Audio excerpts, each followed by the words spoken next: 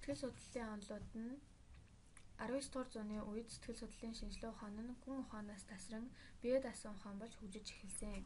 Германы сэтгэл зүйч Вундт 1879 онд Лейпцигийн их сургуулийн дэргэд дэлхийн анхны сэтгэл судлалын лабораторийг байгуулж сэтгцийн үзэгдлийн зүй тогтолцоог интроспекцийн аргаар туршин судалж эхэлжээ.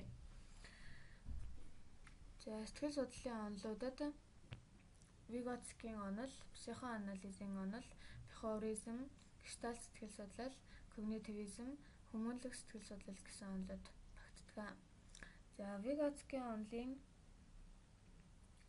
Оросын нэрт судлаач Vygotsky насны үеийн хөгжлийн өөрийнх нь мөн чанар зүй тогтол дээр тулгуурлан хийх нь зүйтэй гэж үзсэн байдаг. Психоанализийн төлөөлөгчдөд Freud, Carl Jung, A. Adler, G. Sullivan, E. Bromner багтана.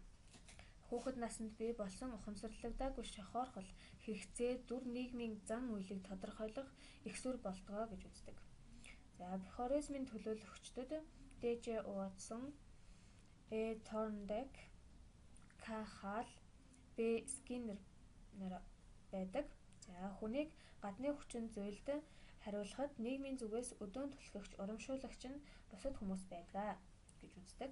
Гештальт сэтгэл судлалын төлөөлөгчид Wertheimer, Keller, Kopka, Levin, Heider нар ордог.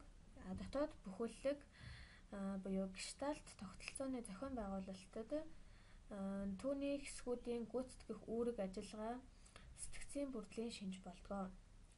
Когнитивизм үзлийн төлөөлөгчдөд D. Broadbent, Atkinson, Nasser, Piaget, Brunner, Stinger, Osgood нар орно. Танин мэдгүй үйл явцын шинж байдал, мэдлэг төсөөлөл, дүрс, орчин нөхцөл болон хувийн зан үйлээр тодорхойлогддог гэж үздэг. Хүмүүнлэг сэтгэл судлалд төлөөлөгчд нь Allort, Maslow, Rogers нар орно.